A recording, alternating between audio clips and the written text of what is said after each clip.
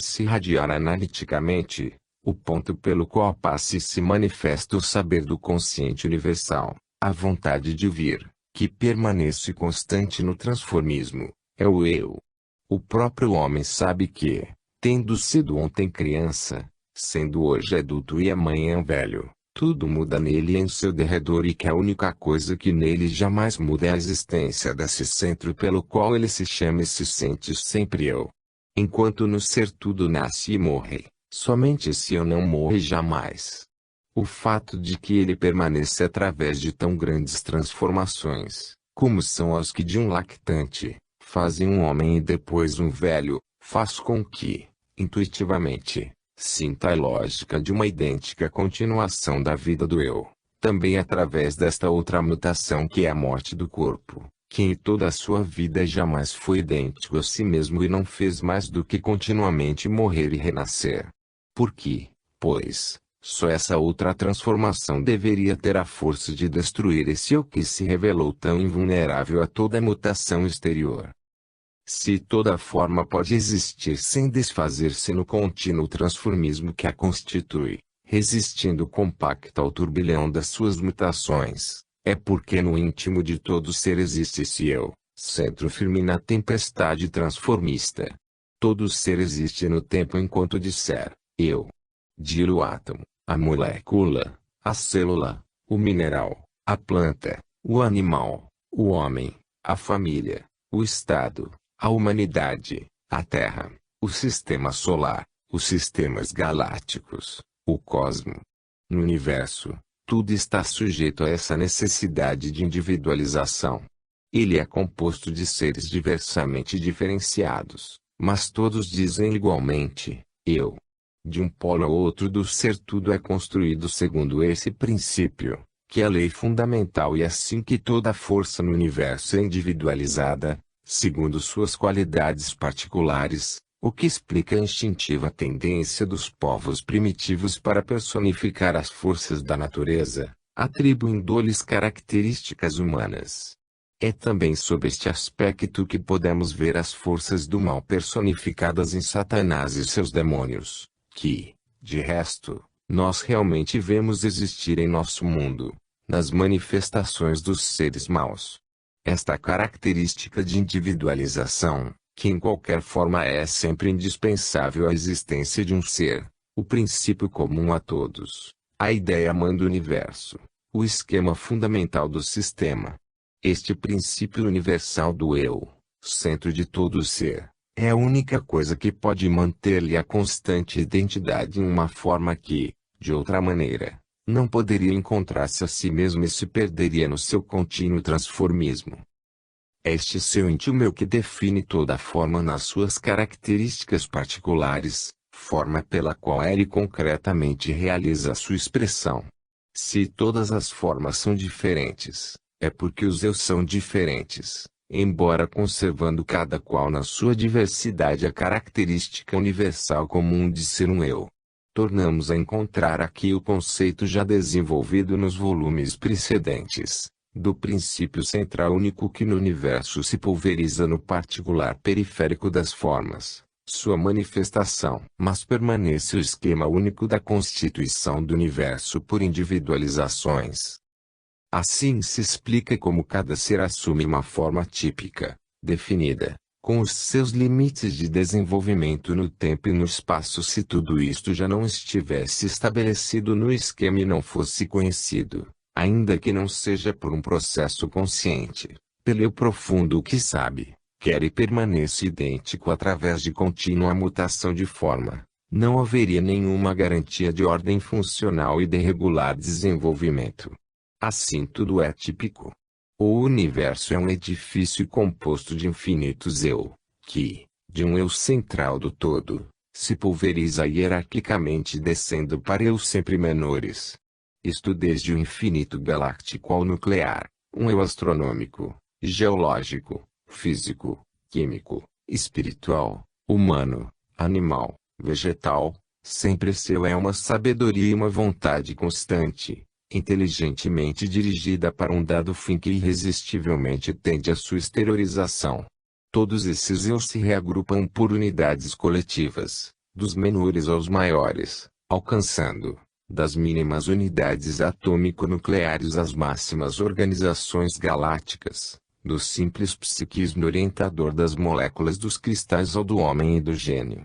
Todos esses eu mantêm um sistema orgânico que é próprio a cada um, evolvendo e funcionando sempre em cooperação com todos os outros eu. Esse princípio, pois, não apenas conhece, quer, permanece constante, sabe reger o funcionamento individual, como também sabe guiar-lhes a evolução e coordená-los com o funcionamento de todos os outros eu. Tudo isto nos mostra que o universo é um todo que ainda quando pulverizado em infinitas formas ou expressões de um mesmo princípio central único, permanece organicamente compacto, porque ele é construído segundo um esquema único, consoante um idêntico modelo que se repete ao infinito em cada unidade menor, em que a maior se ramifica e se diferencia até a extrema pulverização. O que toma compacto o universo é ser ele um eu, é o mesmo princípio unitário que mantém compacta toda forma que, à semelhança da máxima, é uma unidade coletiva resultante da coordenação orgânica de unidades eu menores. Assim tudo permanece unido porque coligado por uma contínua atração de parte a parte, por uma confraternização dos eu menores nas unidades maiores. A observação da estrutura das formas no plano de nosso contingente nos levou à verificação desse princípio universal incerto em cada forma, o do eu sou. Agora é a observação da estrutura de nosso particular que nos indica a estrutura do universal. Assim como cada individualização particular do ser não pode existir senão enquanto diz, eu sou, isto é, em função dele como sua manifestação. Assim também a individualização máxima do ser, isto é, o universo, não pode existir senão enquanto diz eu sou, ou seja, em função deste como sua manifestação. Isto é semelhança do que constatamos em todo ser, inclusive o homem, fato que cada um pode observar em si mesmo.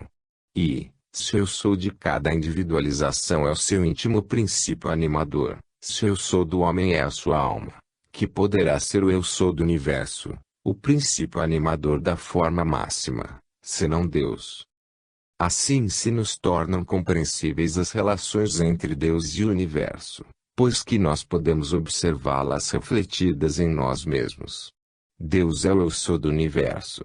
Este, no seu aspecto dinâmico e físico, é a forma pela qual Deus exprime o pensamento e como que seu corpo, de modo que de Deus nós possamos na forma também, ver igualmente um semblante que pode espelhar na fisionomia e expressão o seu íntimo pensamento animador. Assim como nós procuramos no rosto humano uma alma, assim como em toda forma procuramos o princípio inteligente que nela se exprime, assim também podemos ver na criação a fisionomia de Deus. E quanto mais a nossa vista se torna penetrante pela intuição, tanto mais cada forma se fará transparente e lhe revelará sua íntima substância espiritual. Torna-se cada vez mais patente, então, que o criado é a expressão de um seu íntimo pensamento nele imanente, no qual a transcendência de Deus desceu e permanece sempre presente.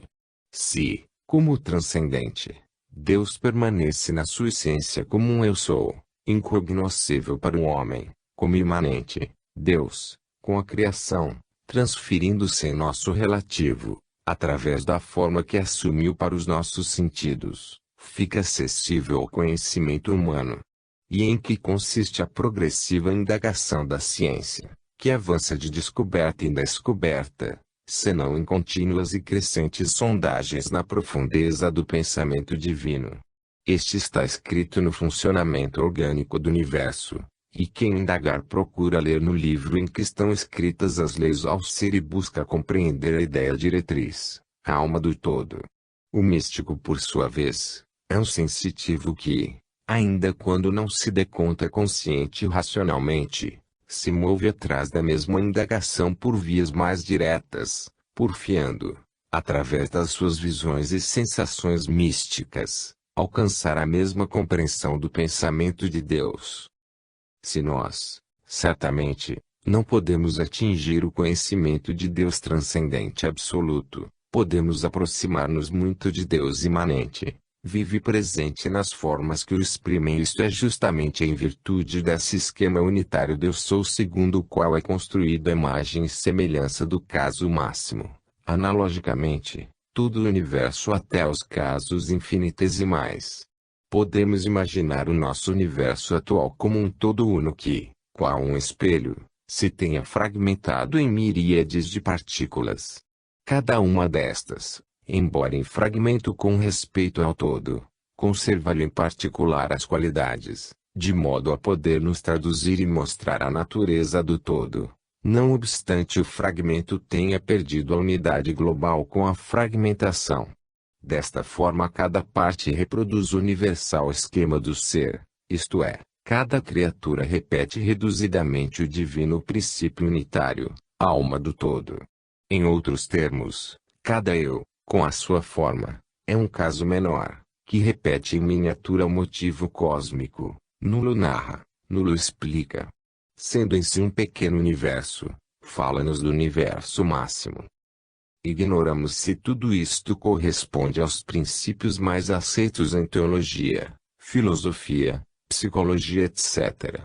Sabemos, apenas, que cada ser fala verdadeiramente de Deus e que, segundo esta realidade é construído o universo. 3. O egocentrismo. A esta altura, surgem muitas questões a que procuraremos dar aqui as respostas, para resolver, sempre procedendo em profundidade, o problema do conhecimento das últimas coisas. Se o universo diz em Deus o seu, eu sou, como o diz toda criatura e, por conseguinte, todo homem, será possível então encontrarmos, no termo máximo, o princípio de egoísmo que existe nos seres inferiores, e que é tão condenável no homem. Isto é possível.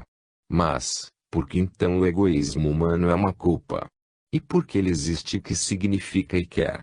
E, no princípio centralizador unitário do universo em Deus encontraremos então o egoísmo máximo.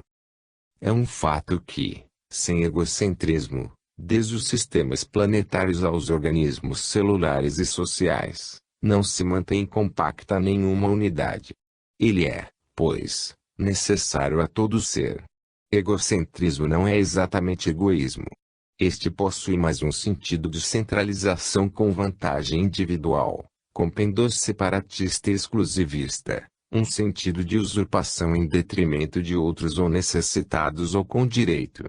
O egocentrismo possui ao invés, apenas um sentido de centralização destituído de senso separatista e exclusivista, sem o objetivo de usurpar nada a outrem, pelo contrário, com vantagem de conservação de um organismo global que é necessário e útil a todos os elementos componentes.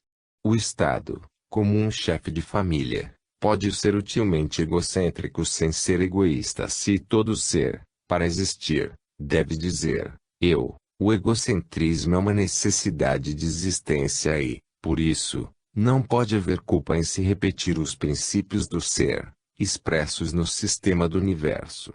É também, segundo a lei, que cada fragmento conserve interiormente a natureza do esquema consoante o qual o todo uno é construído. Então, por que egoísmo é culpa? Procuremos compreender. Egoísmo e altruísmo são termos relativos ao grau de extensão que o eu cobre com o próprio amor e compreensão. Enquanto o egoísmo é o amor exclusivo com relação ao próprio eu e a nenhum outro, um altruísmo absoluto, que renuncia a tudo, inclusive a si mesmo, sem vantagem nenhuma para um dado ser ou grupo de seres, é loucura, é suicídio. Ambos os extremos constituem culpa.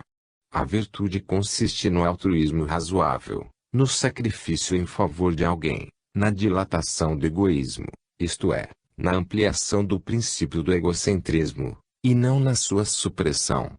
A virtude será tanto maior quanto mais extenso for o campo dominado pelo amor, que é a substância da lei.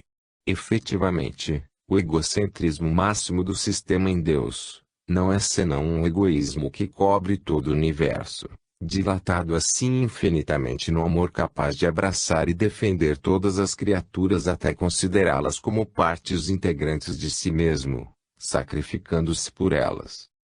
Eis como se opera a progressão da abertura da concha do egoísmo no altruísmo, fim da evolução que consiste exatamente na confraternização, a qual, unificando os fragmentos do Uno, reconduz os seres à unidade no centro, Deus. O egoísmo poderia então denominar-se egocentrismo evoluído, fechado e limitado em si mesmo, enquanto o altruísmo seria egocentrismo evoluído, aberto e expandido no todo. Efetivamente, o primeiro é separatista, desagregador centrífugo, o segundo é unitário, centrípeto. O primeiro se afasta de Deus e o segundo se avizinha de Deus. O egoísmo historicamente se explica. Resultado da fragmentação do uno em tantos outros eu menores, separados e separatistas como veremos, é qualidade do ser evoluído, necessário à sua existência, pois que no nível em que se encontra, necessita revestir esta forma de personalidade separada egoisticamente, em guerra com todos na ignorância da superior fase orgânica, que poderá irmaná-lo aos semelhantes em unidades maiores.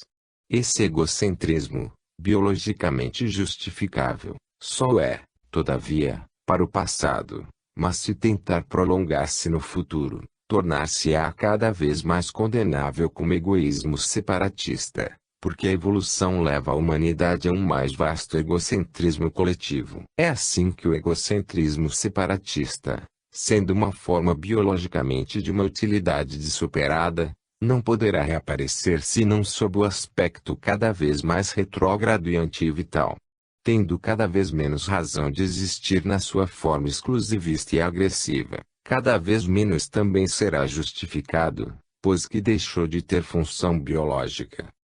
Em Deus, o egocentrismo representa um egoísmo tão amplo, que abraça todas as criaturas, tudo o que existe, de modo a coincidir com o máximo altruísmo. E quanto mais o ser evolve, tanto mais o egocentrismo tende a se aproximar ao de Deus, que é o egocentrismo que todo ser sente, com respeito aos elementos componentes do próprio organismo, constituindo uma necessidade para mantê-los todos compactos em unidades em torno ao eu central, alma do sistema. O egocentrismo de Deus é, pois, um egocentrismo perfeito, isto é, não constituído de um egoísmo separatista e exclusivista, como dos seres inferiores, mas sim, feito de amor, que reforça essa fundamental lei do ser, porque Deus é centro, não para sujeitar, mas para atrair, não para absorver, mas para irradiar, não para tomar, mas para dar. Se, por sua vez, os eu menores têm necessidade do seu menor egocentrismo, para manter o seu menor sistema, naquele egocentrismo também eles encontram o limite do próprio ser.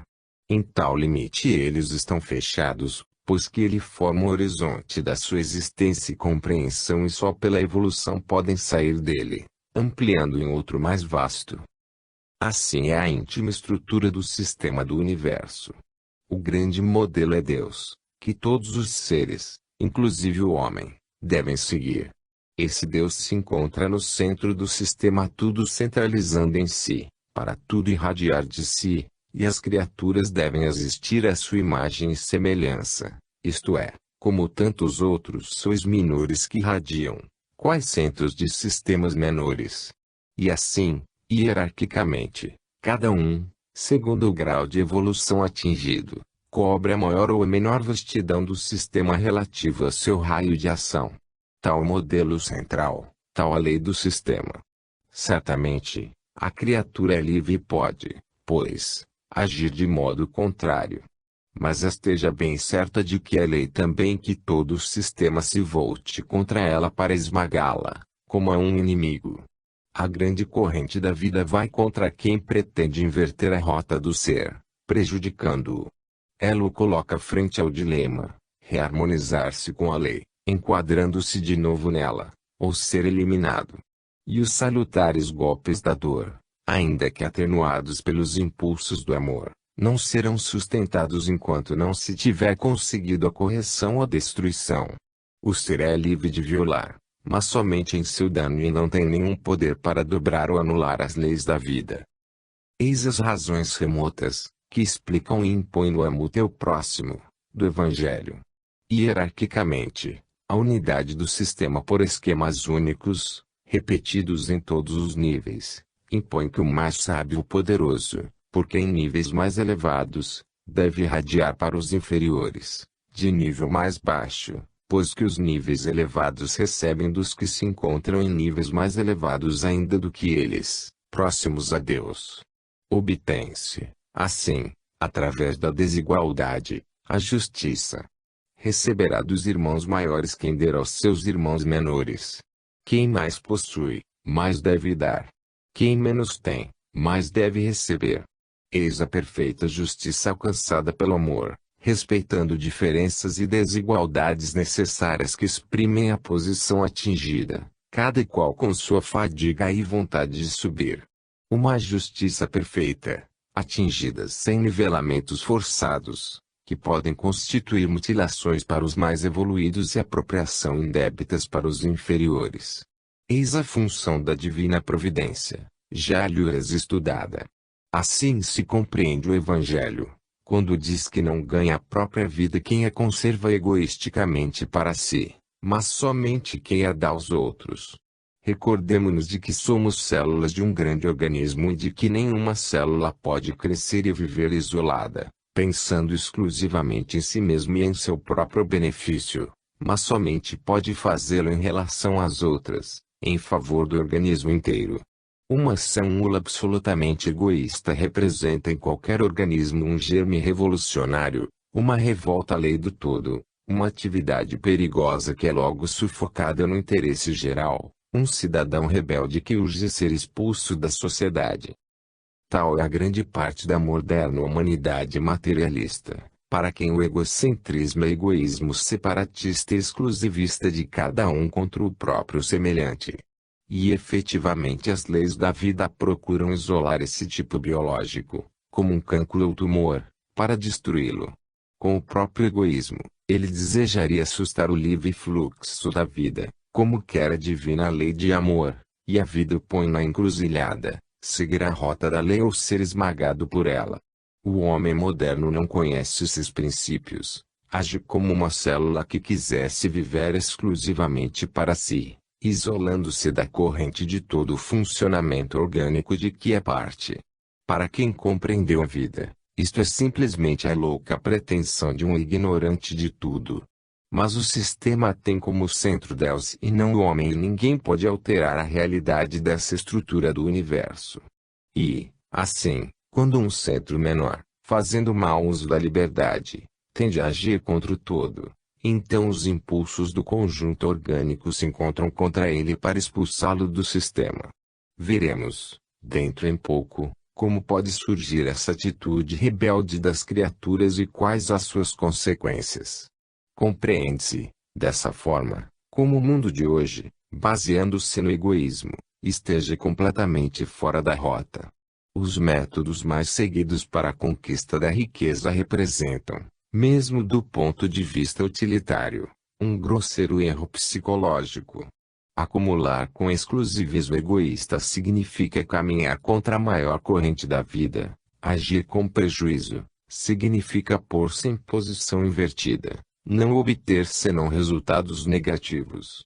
E quanto mais porfiadamente o homem lutar nessa direção, buscando vencer por ela, tanto mais se afastará das fontes do ser, para perder-se no deserto em que o isolarão as forças da vida, que dele se arredarão como de um pestilento. Deus é amor e sempre dá. A divina corrente do todo está baseada no princípio do dar. Agindo em contrário, o homem pretenderia opor-lhe, como a muralha, o oposto sistema, do tomar. Então, a muralha não susta a corrente, mas a corrente destrói a muralha. A nossa economia, porventura, não está baseada no princípio do te diz, dou para que des? Se a balança da justiça assim se apresenta, isto significa egoísmo pelo qual eu não darei se tu não deres. Se não tiveres para dar, morrerás, o que a mim não importa. E se não deres, eu não darei. Este princípio de compensação, que são as bases reconhecidas da economia vigente, constitui a mais legítima manifestação do egoísmo se tal é a atitude da alma. Que salvação podem realizar os sistemas econômicos que se erguem sobre essas bases? Uma economia desse tipo, em face das mais profundas leis da vida, éticas e espirituais, das quais é ilusório querer furtar-se em qualquer procedimento nosso, resulta também utilitariamente negativo, isto é, contraproducente. Efetivamente, o mundo econômico e financeiro não passa de uma série de crises em cadeia que formam uma única, perene crise insanável, porque ela não se origina de um particular momento ou posição, mas de todo o sistema. Por que então, o homem se comporta assim e não sai dessa posição falsa? Simplesmente porque a grande massa humana é involuída e não compreende esses erros psicológicos, e também porque, quando já se tomou uma direção, é muito difícil inverter a rota. E aqui se trata precisamente da evangélica inversão dos valores, isto é, de pôr no cimo da escala destes os espirituais e no fundo os materiais. Mas hoje se verifica o inverso, sendo colocados em cima estes últimos em virtude de que o tipo biológico dominante na Terra não se encontra ainda, por evolução, sensibilizado a ponto de percebê-los e apreciá-los. Ele corre atrás dos fictícios do mundo sensório e corporal, ao invés de buscar os mais consistentes do mundo espiritual e da alma. O tipo dominante não consegue ainda compreender esse novo hedonismo e apoderar-se dele em seu benefício. A nova vida é do bem que opera honestamente, sem enganar, pedindo antes o trabalho e depois a recompensa. O homem ignorante prefere as vias do mal, que agem desonestamente, enganando, prometendo dar muito e chegando mesmo a dar logo alguma coisa sem nada pedir, para mais tarde retomar o que deu e não dar o que prometeu. O caminho feito de mentira é mais atraente, para quem crer ser bastante bravo para burlar as leis da vida, o que leva a cair facilmente numa armadilha. Cada qual atrai segundo a própria psicologia e obtém o que merece. O homem comum, imerso em um mar de mistérios, não sabe se orientar, detendo-se nos efeitos imediatos. No altruísmo ele vê um sacrifício tangível, próximo, real. Vê nele um perigo para si e para os seus, de modo que tem como um dever arrebanhar o mais que pode para si e para os seus. Em face do altruísmo ele recua exclamando: e quem me garante a vida? O assalto permanente que sofre da parte do próximo, que ele deveria amar como a si mesmo, justifica em parte essa sua atitude e exigiria heroísmo ter que invertê-la no oposto. Para chegar a ela terá que dar não apenas o seu sacrifício imediato, mas para manter-se teria que lutar sozinho contra toda uma corrente inversa, a da sociedade humana. Todavia, há uma grande força em sua defesa, coisa de que na Terra bem raramente se dá conta. O homem altruísta que, por não ter egoísmo, é expoliado de tudo, porque tal é o resultado de uma guerra de egoísmos. Para quem não ataca e se defende, tal homem atrai as forças da vida que correm a fim de salvá-lo. Elas não constituem utopia e regem o mundo. Elas acorrem porque esse homem personifica o maior interesse e a vontade da vida, que é a evolução. Mas, para compreender isto é necessário uma sensibilização moral e psíquica, que não existe na maioria, uma precisa orientação conceitual, através da qual se tenha compreendido o funcionamento orgânico do universo, é indispensável, enfim, a prova resultante do controle experimental de toda uma vida. Na realidade, funcionam inúmeras forças que a maioria ignora. Deus, ao sensibilizado por evolução, é uma realidade sensível. O caminho para aproximar-se dele, suprema alegria, consiste na progressiva dilatação do próprio egocentrismo, que denominamos altruísmo, isto é, o fraterno amor evangélico. Este constitui o método de ascensão para a felicidade, encurtando as distâncias entre o homem e Deus, porque assim a criatura, segundo o exemplo divino, volta-se para trás a fim de orientar as criaturas irmãs.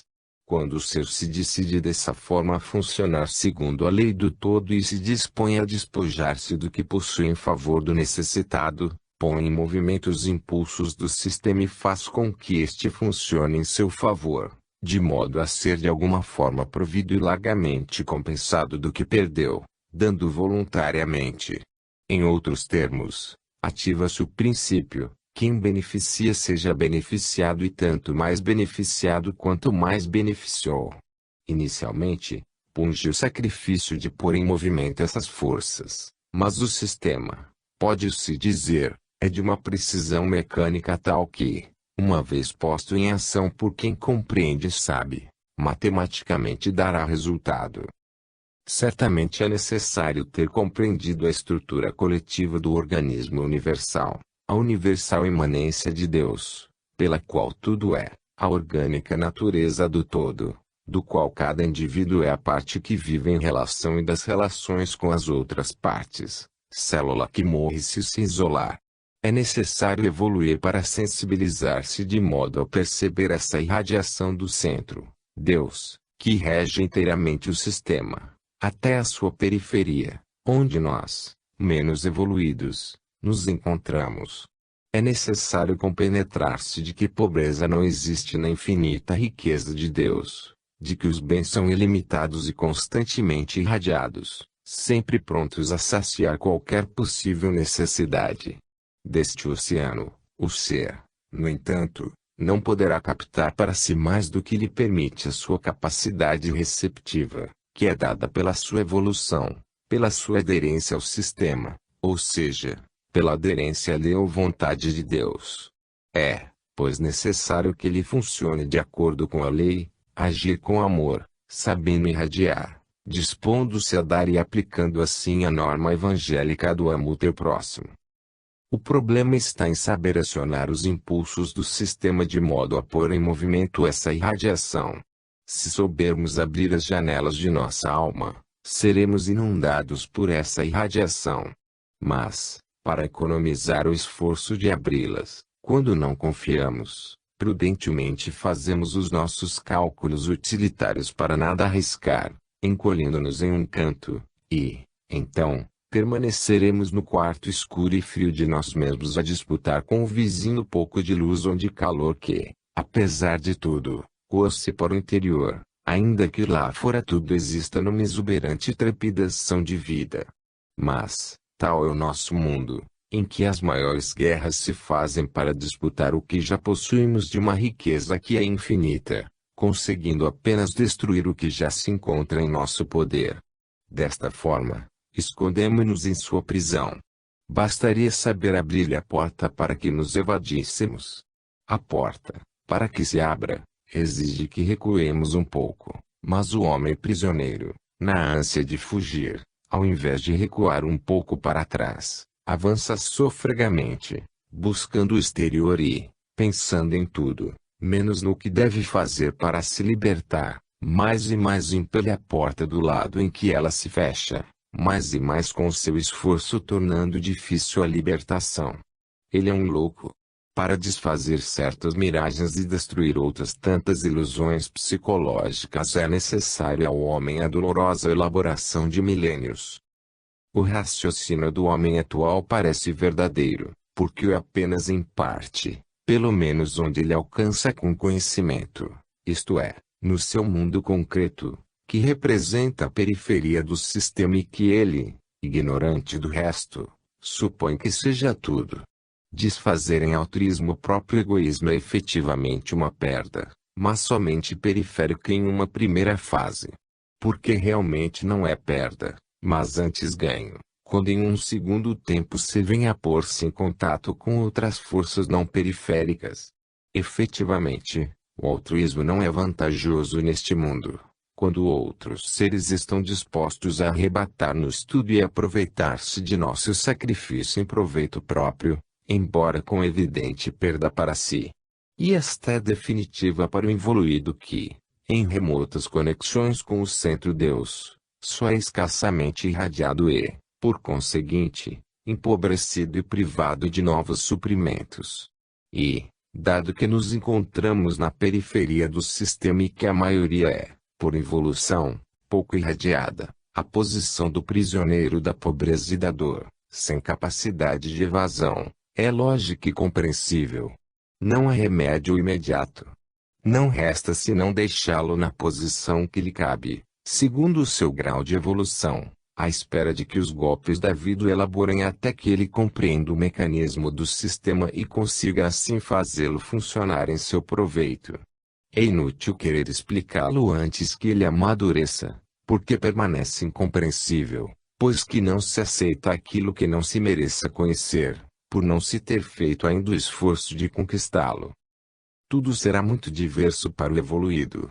Desfazer em altruísmo o próprio egoísmo também para ele significa um prejuízo. Mas ele pode enfrentar com segurança esse sacrifício, porque conhece a estrutura do sistema e sabe, por isso, o que se seguirá a esse sofrimento. Espiritualmente ligado ao centro Deus, não vive apenas de limitada vida periférica. Pelo contrário, é justamente este seu sacrifício de dar irradiando a força decisiva que abrirá janelas que o inundarão de sol. É este o difícil passo para trás, o único que pode permitir-lhe abrir as portas da prisão. É esta negação de si próprio em altruísmo, na periferia, uma afirmação para o centro Deus, isto é, uma mobilização das forças de radiação que esperavam essa sua atitude para poder o inundar. Porque é o ser livre que deve encontrar a chave e com ela abrir o mistério da evolução. E, assim, em um segundo tempo, ele será largamente recompensado e enriquecido pelo seu empobrecimento que, na realidade, se reduz a perdas diminutas na zona periférica do sistema universal, na zona da matéria e das ilusões. Defrontamo-nos assim, em verdade, com um sábio cálculo utilitário que, diferentemente do outro, conduzirá à plena satisfação e segurança de êxito. Eis o raciocínio desse tipo de homem. Dirige-se a Deus, dizendo: Senhor, eu empobreço-me materialmente, mas com isto eu me torno um instrumento que adere à tua lei, vivo segundo as linhas de força do teu sistema. Para o triunfo do teu amor eu sacrifico o meu pequeno eu. Tu sabes que agir assim na periferia, onde me encontro imerso na matéria, significa empobrecer até a morte. Mas eu não existo mais para mim, isolado, mas na vida universal, em que tu és. Eu não quero mais a mim mesmo mas somente a ti, em quem eu vivo. Quero a tua lei. Faço parte do teu organismo. Sou uma célula dele, uma tua célula. Tu és o meu eu maior, em que agora existo. Então a minha morte não é mais possível. Compete a ti a tua lei impedi-la, e que a vida me seja dada, pois que ao meu fraco poder de defesa eu renunciei para seguir a tua lei de amor. Não é possível que, para seguir-te eu deva perder a vida. Sei que esta tem fins eternos a alcançar e que eles devem ser alcançados. Ela não pode perder-se ao acaso e não depende da minha pobre defesa do momento. Seguindo-te, eu ganho a vida. E se também morrer, não perderei senão a minha vida menor, porque ressurgirei na tua vida maior. Assim se compreende o Evangelho de São João, capítulo 12, 24 a 25, quando diz: na verdade vos digo que, se o grão de trigo, caindo na terra não morrer, fica só, mas se morrer, dá muito fruto. Quem ama a sua vida perdê-la e quem neste mundo aborrece a sua vida, guardá-la para a vida eterna. A luta entre o evoluído altruísta e o mundo egoísta, que não se preocupa senão de espoliá-lo e explorá-lo, é terrível. A situação é tal que se procura, por todos os meios, eliminar o benfeitor e isto exatamente por parte daqueles a quem ele desejaria fazer o bem. Poderosa é a resistência que o evoluído opõe a quem procura fazê-lo evolver para a felicidade e trágica é na terra a posição dos benfeitores da humanidade, posição de martírio. É como querer abraçar por amor um tigre, fica despedaçado. Porém a vida só em parte é terrena e não se exaure apenas do ponto de vista humano.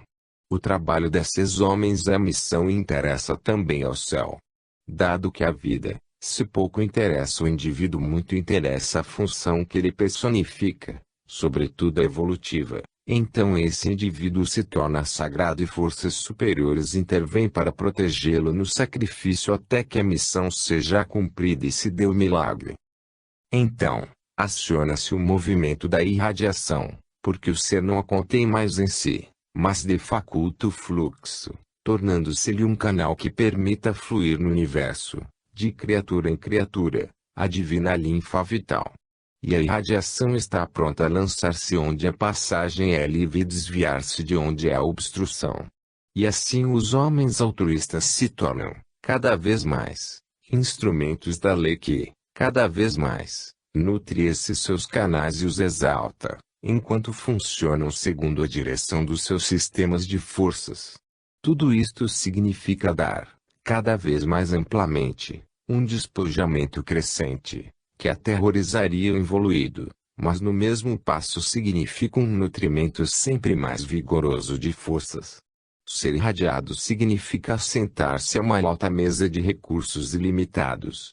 E o sistema é tal que quanto mais aumenta o sacrifício em dar, mais cresce o dom que se recebe, porque com isto se sobe na hierarquia dos operários do Senhor, com a conquista de poder e sabedoria crescentes. Eis a estupenda realidade que está além das trevas que ocultam ao homem como uma verdadeira estrutura do sistema. O Evangelho concorda com tudo isto, concluindo pela norma do amo teu próximo, sem dela dar explicações racionais.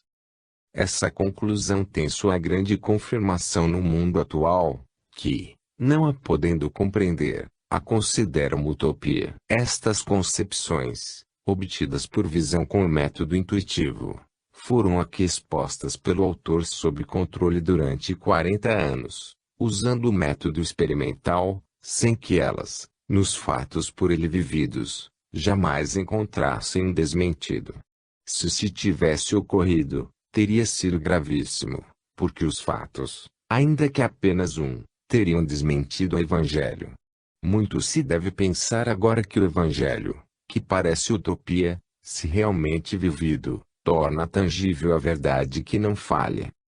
Horizontes novos e ilimitados, inexplorados continentes do espírito, repletos de riquezas ignoradas, vastidões abismais de infinito sobre os quais a alma se debruça, em vertigem. O homem ignorante não suspeita qual o futuro que ali o espera. Além do infinito astronômico existe o maior infinito espiritual. E nesta terra, grão de areia cósmica, por um pouco de espaço e de bens, o homem, centelha divina, com que ferocidade e estupidez mata, sem saber quem é e no que poderá tornar-se. 4. A queda dos anjos. Concluída a precedente ordem de conceitos, abre-se diante de nós uma outra visão, numa ordem de conceitos afins e consequentes que o leitor encontrará em germe, primeiramente em A Nova Civilização do Terceiro Milênio, capítulo X, O Problema do Mal, e capítulo 13, Problemas Últimos, e depois no volume Problemas do Futuro, caps. 15 XVI, Deus e Universo. O capítulo anterior havíamos explorado, sem desenvolvê-lo, este tema. A criatura é livre, podendo, pois, agir contra o sistema. Aprofundemos aqui, como antes não pudemos fazê-lo, essa tese, desenvolvendo-a e analisando-lhe todas as consequências. Como ocorreu essa monstruosa revolta de algumas células do grande organismo universo, que, ao invés de funcionar harmoniosamente nele, contra ele se puseram, rebelando-se. Onde se encontra a primeira raiz dessa anarquia na ordem? Importante questão que se vincula ao problema da gênese do mal, da sua presença no mundo e da sua solução final. Para compreender, observemos a estrutura do sistema. Ela se baseia em alguns princípios fundamentais como o egocentrismo e a liberdade. A criatura, parte integrante do sistema, foi constituída como um esquema menor do esquema maior, cujo centro é Deus, de acordo com o princípio já mencionado dos esquemas de tipo único. Essa dádiva, porém, de Deus, pelo qual a criatura fora feita à sua imagem e semelhança, constituía um poder muito perigoso se não fosse bem usado, pois continha em germe a possibilidade de um transviamento, possibilidade que o ser, exatamente pelos princípios do sistema, deveria enfrentar com as suas forcas. E as consequências, quaisquer que fossem, deviam ser suas, pois significa a responsabilidade, em um sistema de ordem e justiça, a consequência do princípio de liberdade. A quem objetar que um sistema perfeito não deve conter a possibilidade de erro, deve-se contestar que essa possibilidade, que não é absolutamente necessidade, está implícita nos princípios supracitados, como sua consequência necessária, de modo que, para suprimi-la, seria imperioso suprimir os princípios que dão causa, cujo valor não se discute, e natural que, onde exista um eu livre, seja também possível um mau uso da liberdade. E nem por isso o valor desta decresce. De outra forma não nos encontraríamos em um sistema de liberdade, mas de determinismo, no qual as criaturas não passariam de autômatos. Ora, Deus não criou seres dessa espécie, mas sim criaturas partícipes das suas próprias qualidades. Dada a estrutura do sistema, gera-se uma cadeia de fé lógica, que conduz dos princípios essas consequências. A criatura deveria, pois, necessariamente encontrar-se ante a encruzilhada da escolha. O ser, portanto, dada a sua estrutura e a do sistema em que existia, deveria achar-se diante da possibilidade do erro. Em outros termos, o ser passava por uma prova, por um exame, de cujo resultado dependeria a sua futura posição, por ele livremente escolhida. Ora, que o sistema contivesse a possibilidade de um erro, não significa absolutamente fosse ele construído errado ou defeituoso. Tanto é verdade que ele, como veremos, de fato não se arruinou pelo erro cometido. Pelo contrário, por ser perfeito, tinha capacidade de autorregeneração. O sistema estava acima do erro nele possível, e fora constituído para permanecer íntegro, inabalável, para qualquer acontecimento. Por isso podia permitir em seu seio uma possível violação e desordem, tanto mais quanto essa possibilidade tinha uma função, a de aprovar o ser dando-lhe, segundo o princípio de justiça, se superasse a prova, o pleno direito de aquisição da sua posição de filho de Deus, somente depois de havê-lo merecido. O Criador exigia da criatura uma livre aceitação do sistema, um espontâneo reconhecimento das recíprocas posições nele, para então poder conceder ao ser uma livre coparticipação em sua obra, como o sistema requer, o que seria impossível com uma criatura escrava ou um autômato.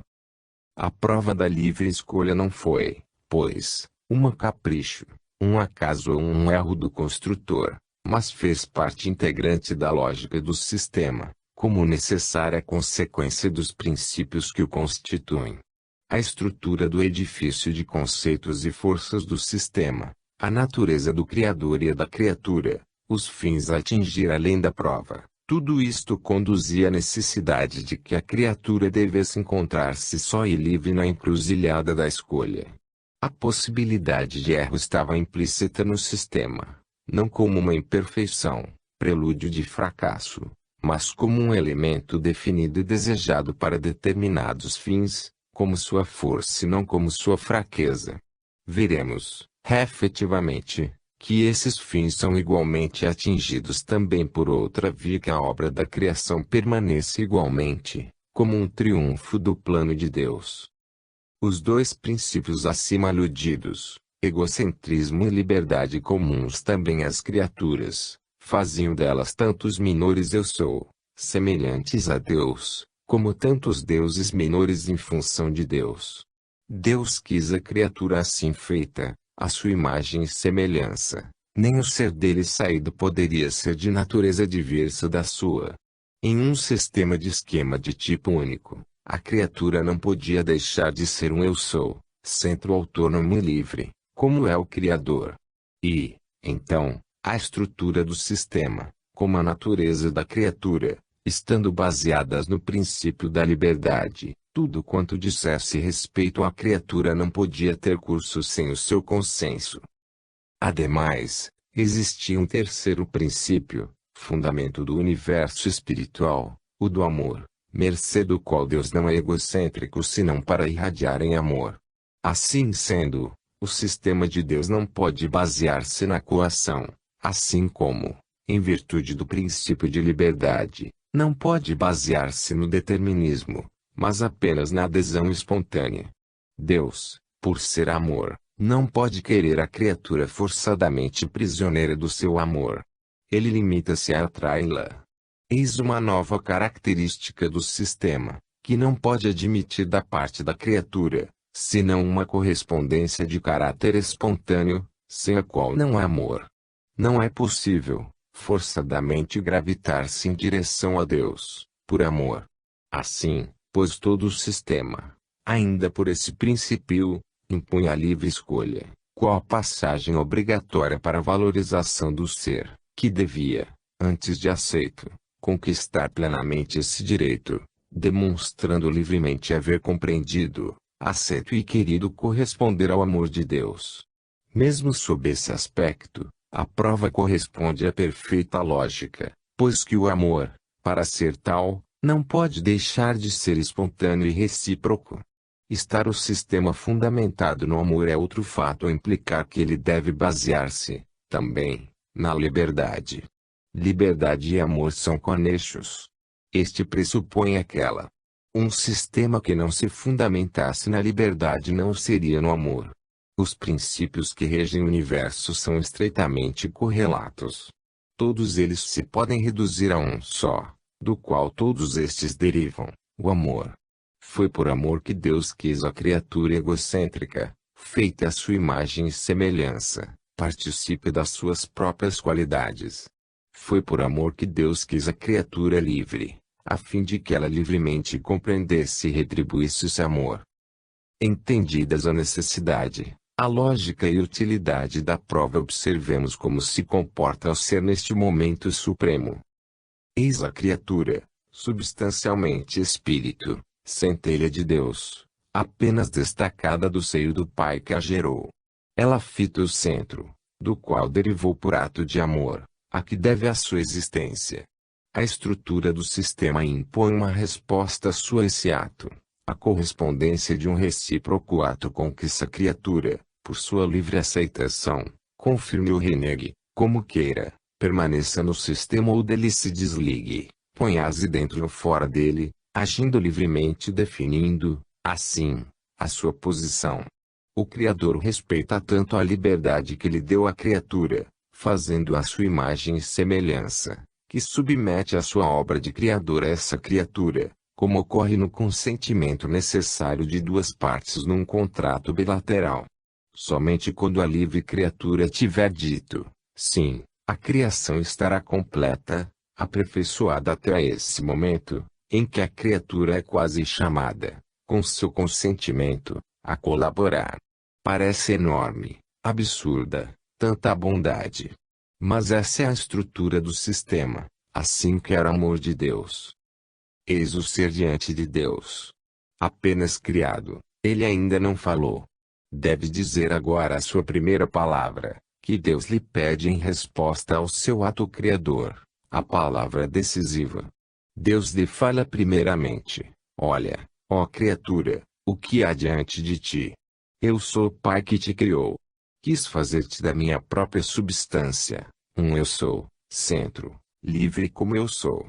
Fiz-te grande com a minha grandeza, poderoso com o meu poder, sábio com a minha sabedoria. Fiz assim espontaneamente, por um ato de amor para contigo, minha criatura.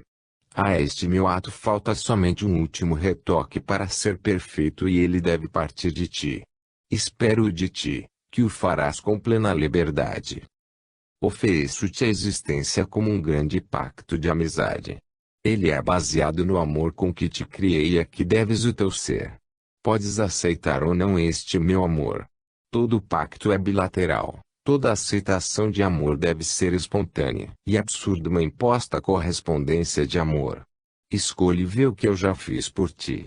Eu te precedi com exemplo. Tu me vês. Olhe e decide. Qualquer pressão minha fará de ti uma criatura escrava e eu te quis livre, porque deves assemelhar-te a mim. Para que eu pudesse amar-te como quero, devia eu ser semelhante a mim. Não se pode pedir amor a um escravo, mas somente obediência imposta, o que está fora do meu sistema e seria a sua inversão. Vem pois, a mim, corresponde ao meu amor que te chama e te atrai, confirma minha obra com a tua aceitação. Por tua livre escolha consente, entra e coordena-te no meu sistema, do qual eu sou o centro. Subordina o teu eu sou menor ao eu sou, o uno Deus, supremo vértice que rege o todo. Reconhece a ordem da qual eu sou o chefe. Promete obediência à lei que exprime o meu pensamento e vontade. Por amor te peço, pois que és meu filho, que me retribuas o amor com que te gerei. Após essas palavras, por um instante ficou suspensa a respiração do universo, enquanto as falanges dos espíritos criados oscilavam em cósmicas ondulações. O ser olha e pensa. Ele sente o poder que lhe vem do Pai, uma imensidade que o torna semelhante a Deus. É livre, como um eu sou autônomo, senhor do seu sistema, das suas forças e equilíbrios interiores. A sua própria estrutura, permeada de divina grandeza, impeliu a repetir em sentido autônomo, separatista, o egocentrismo que lhe continha Deus sou máximo, Deus. Mas, do outro lado há uma força oposta, anti-egocêntrica, tendente a neutralizar a primeira, o amor. Ele se manifesta como silenciosa atração, que se impõe por bondade. Quem compreendeu esse apelo, verdadeiramente compreendeu Deus. As duas forças, assim diversas, movem as falanges dos espíritos, que as examinam e pesam. Belo é o amor, mas acarreta uma renúncia cheia de deveres, uma renúncia à plenitude total do eu sou, implica a obediência, o reconhecimento de uma posição subordinada. Eis o perigo tentador, exagerar, em seu juízo, a própria semelhança com Deus e admitir uma pretensão de identidade. Ao invés de seguir o caminho do amor, coordenando-se com obediência na ordem, tomar a via oposta. Devendo coordenar o próprio eu sou, reforçar sua autonomia, fazendo-se isoladamente centro do sistema com sua própria lei. Imitar Deus somente para superá-lo. Responder ao doce apelo de amor com um desafio: não. Deus, eu, criatura, sou maior do que tu. Eu sou Deus, não tu. Então, muitos deuses menores, feitos de substância divina, livremente decidiram tornar-se deuses maiores, iguais a Deus. A escolha foi por eles feita, e o universo, abalado até aos fundamentos que estão no espírito, estremeceu e parte dele desmoronou, envolvendo na matéria. Mas não foi assim para todos os seres. A balança em que foram colocados os dois impulsos, para uma outra multidão de espíritos se inclinou, ao invés, para o lado amor, oposto ao da rebelião por orgulho. Eles reconheceram a superioridade de Deus e se fundiram na sua ordem, tornando-se-lhe colaboradores, livremente aceitando-a e compreendendo. Os primeiros não quiseram reconhecer a sua supremacia, destacaram-se da sua ordem e se transformaram em demolidores. Não quiseram aceitar-lhe e corresponder. Seu chefe foi Lúcifer. Precipitaram-se, assim, para fora do sistema, em posição invertida que lhe será a característica de toda a existência. É certo que a queda foi devida à falta de conhecimento das consequências da revolta, mas é também certo que a criatura não poderia ser onisciente, igual a Deus. Pode-se objetar, então, que, se ela ignorava, como lhe pode ser imputada a culpa de haver caído? Deus deveria tê-la dotado do conhecimento suficiente para compreender antecipadamente as consequências da desobediência, de modo a não incidir nela. A tal objeção pode se contrapor que a criatura assim teria seguido Deus unicamente no seu egoístico interesse, a fim de furtar-se a um dano e não por amor. Ora, um ato de aceitação tão fundamental no sistema, não poderia basear-se no interesse nascido do egoísmo, isto é, em um princípio antípoda daquele que rege todo o sistema, como é o amor. Ele deveria resultar de uma espontânea adesão por amor, ao compreender a bondade do Criador. Como é fundamental no sistema o princípio do amor, prova o fato de o próprio Deus, no seu aspecto imanente,